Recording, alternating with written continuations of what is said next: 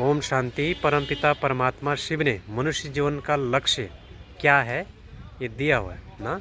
परमात्मा ने मनुष्य का जीवन का लक्ष्य दिया कि नर ऐसी करनी करे कि श्री नारायण बने और नारी ऐसी करनी करे कि श्री लक्ष्मी बने, है ना। तो हमारा लक्ष्य है मनुष्य से देवता बनना, नर से नारायण बनना। वो बनेंगे कैसे? जब हमें स्वयं का पता होगा हम कौन है ना।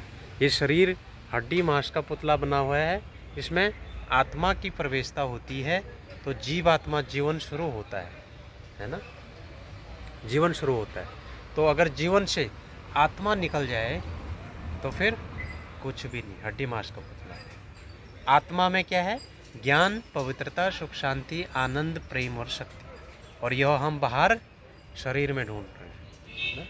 तो मित्रों, अपने आप को आत्मा समझें, और आत्मा समझेंगे तो हमारे में आत्मा की वैल्यूज़, गुण हमारे जीवन में आएंगे, शांति और शक्ति। यहाँ देखिए तिलक लगाते हैं, क्यों? तिलक लगाने से क्या होता है? तिलक की जगह पर क्या रहती है? भ्रुकुटी की कुटिया में आत्मा विराजमान रहती है, शक्तिशाली आत्मा, और वही आत्मा ही मन और बुद्धि के द्वारा इस पूरे शरीर का नियंत्रण करती है। जैसे गाड़ी का नियंत्रण ड्राइवर करता है, वैसे ठीक इस शरीर रूपी गाड़ी का नियंत्रण आत्मा करती है। और इस आत्मा का पिता कौन है तो हम नेक्स्ट में देखेंगे। आत्मा का पिता परम पिता शिव परमात्मा, गीता ज्ञान दाता। क्या लिखा है? परमात्मा शिव ज्योति बिंदु रूप है, शांति का सागर है, प्रेम का सागर है, सर्वशक्तिमान है, दुख हरता सुख करता है। लेकिन हमारे दुखों को कैसे हरेगा? जब हम अपने आप को आत्मा समझ करके, बिंदु आत्मा समझ करके बिंदु परमात्मा शिव को याद करेंगे, तभी हमें सुख, शांति, मुक्ति, जीवन मुक्ति मिल सकती है। अच्छा, परमात्मा रहते कहाँ हैं? यहाँ दिखाया है, परमात्मा परम धाम निवासी है। हम इस सृष्टि पर रहते हैं, सृष्टि से पार सूरज, चांद, सितारे हैं, उससे पार है तीन देवता, ब्रह्मा, विष्णु, शंकर, ये है सूक्ष्म लोक, और उससे पार है ब्रह्मलोक, परलोक, जहाँ भगवान शिव स्वयं रहते हैं। हम आत्माएं भी बिंदु रूप में हैं, परमात्मा शिव भी बिंदु रूप में है, ब्रह्मलोक के रहने वाले हैं। अब यहाँ से हम आए हैं इस धरती पर स्त्री पुरुष का शरीर धारण करके, जैसा कर्म करते हैं उस कर्म का फल हमें मिलता है सुख और दुख के रूप में। इसलिए भगवान शिव प्रजापिता ब्रह्मा और ज्ञान की देवी सरस्वती के द्वारा हमें राजयोग की शिक्षा दे करके अपने साथ परम धाम में ले जाते हैं। अच्छा, नेक्स्ट है सर्व आत्माओं के पिता परम पिता परमात्मा शिव। सभी धर्मात्माओं, महानात्माओं, देवात्माओं ने कहा परमात्मा एक है और उस एक को याद करो। लेकिन हमने परमात्मा को मंदिर, मस्जिद, गिरजा घर में बांट दिया, भगवान को धरती बांटी, अंबर बांटा, बांट दिया, इंसान को सब बट गए। इसलिए अब हमने क्या किया? भगवान को बांट दिया। लेकिन अब क्या करना है? हम सब ने मन बुद्धि के द्वारा परमात्मा को, एक परमात्मा को याद करके उसे सर्व शक्तियाँ, सर्व गुण, सर्व वरदानों की प्राप्ति करनी है।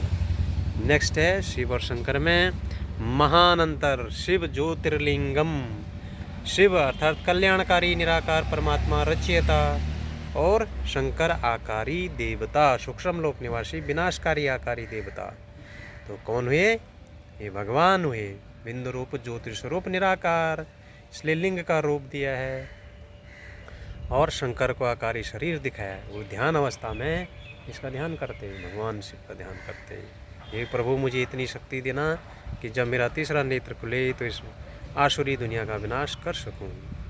शिवरात्रि मनाते हैं, अर्थात ज्ञान सूर्य शिव प्रकटा, अज्ञान अंधेर विनाश। जो अज्ञान अंधकार के, राक्षस रूपी अज्ञान अंधकार है हमारे जीवन में, उसे भगवान के ज्ञान से ही समाप्त किया जा सकता है। फिर है नेक्स्ट राजयोग के द्वारा अष्टशक्तियों की प्राप्ति। परमात्मा शिव कहते हैं कि हे मनुष्य, अपने आप को आत्मा समझ, मुझ परमात्मा को याद कर, तभी तुम्हें ये 8 शक्तियाँ प्राप्त होंगी, जिसमें से समेटने की शक्ति, सहन करने की शक्ति, सामना करने की शक्ति, परख शक्ति, निर्णय शक्ति, सामना करने की शक्ति और संयोग शक्ति, विस्तार को संकीर्ण करने की शक्ति। तो भगवान शिव की याद से ये 8 शक्तियाँ हमारे जीवन में आ जाती हैं। नेक्स्ट है, जब ये 8 शक्तियाँ हमारे जीवन में आती हैं, भारत के उत्थान और पतन की 84 जन्मों की कहानी, तो हम सतयुग में आ जाते हैं। 8 शक्तियों के साथ सतयुग में आ जाते हैं। यहाँ पर श्री कृष्ण और श्री राधे के स्वयंवर के बाद लक्ष्मी नारायण का राज 1250 वर्ष चलता है। उम्र होती है 150 वर्ष, और 150 वर्ष की उम्र में यहाँ ये युग सतयुग, यानी सच बोलने वाला, यहाँ कोई भी सब सत्य के रास्ते पर चलने वाले, सतो प्रधान दुनिया, यानी आत्मा यहाँ क्या है, सतो प्रधान है, अर्थात सब गुणों से संपन्न है। फिर है त्रेता युग 1250 वर्ष, यहाँ होते 12 पर जन्म, उम्र 125 वर्ष। फिर हम द्वापर में आते हैं, तो देवी देवता थे, फिर वो द्वापर में आते हैं। तो यहाँ से पहले शिव की पूजा, फिर कृष्ण की, फिर लक्ष्मी नारायण सीताराम, फिर गणेश हनुमान, फिर हम पहुँच जाते हैं कलयुग में। कलयुग में क्या है, कला है, क्लेश है, दुख है, शांति है, तनाव है, टेंशन है।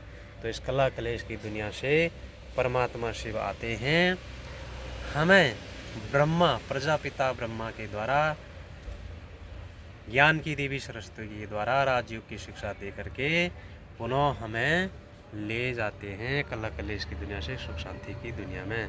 तो ये 84 जन्मों की उत्थान और पतन की कहानी है, भारत के उत्थान और पतन की कहानी। अच्छा जी, ओम शांति।